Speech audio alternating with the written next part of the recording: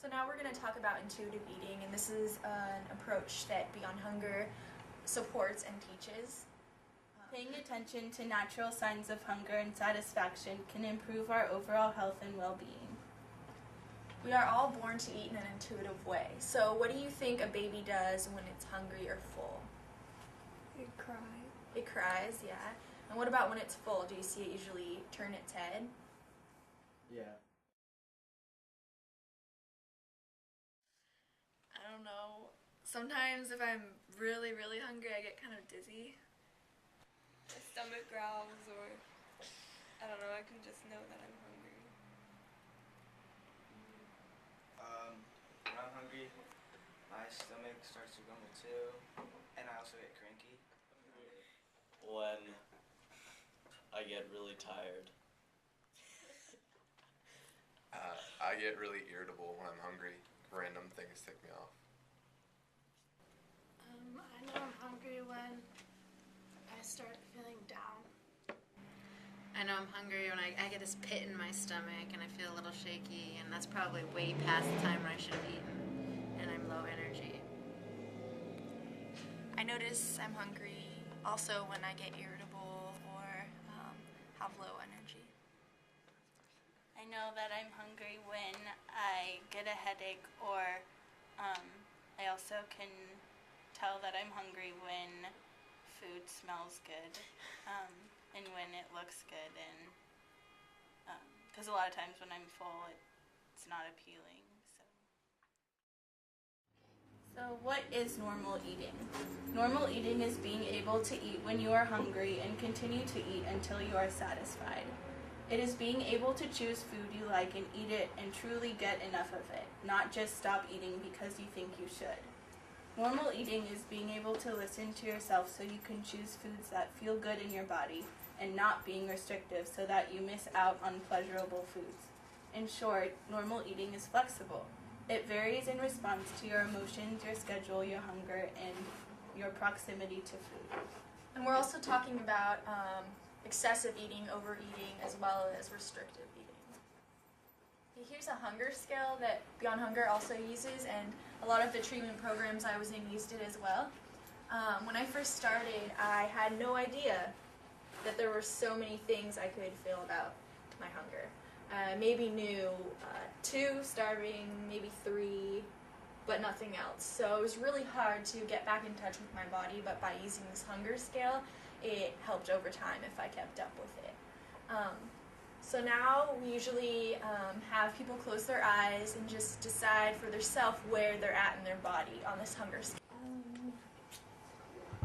I know I need to eat pretty soon. So that's the 4. number 4? Okay. Yeah, I got number 4 too. Alright. What about you guys? 4. Yeah, 4, okay. Yeah, and what time is it? It's the middle of the afternoon, so it looks like we're all needing some kind of snack.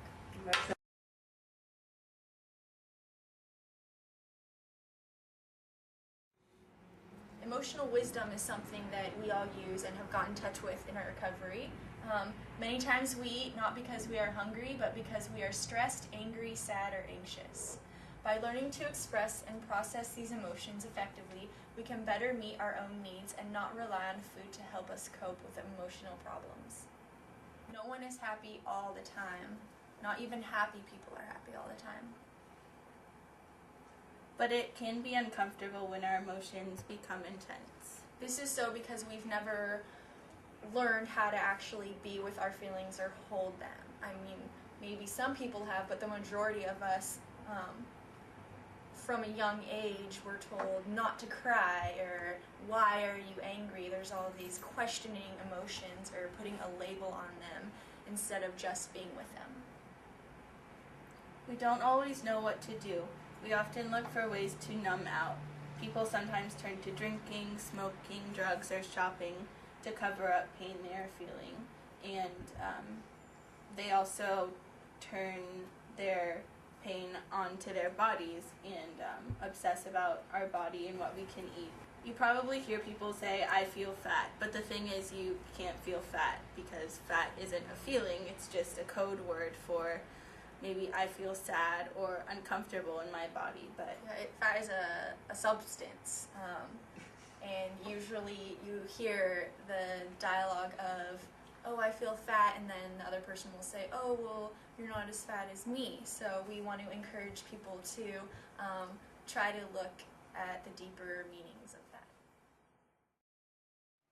For me, when I was in my eating disorder, I self-injured because I couldn't deal with my emotions, and so I took it out on my body and the people around me because I was very angry. So really just, I don't know, now I try to open up with my emotions and tell people how I feel and what's going on inside my head so that they know how to help me, because it's about secrecy. instead of feeling our feelings, we put it all on our bodies. I know that for me, when I was severely underweight, I still saw myself as being a regular size, and I didn't really realize how much weight I'd lost until people were saying something and looking at me funny, and just it just really messes with your brain.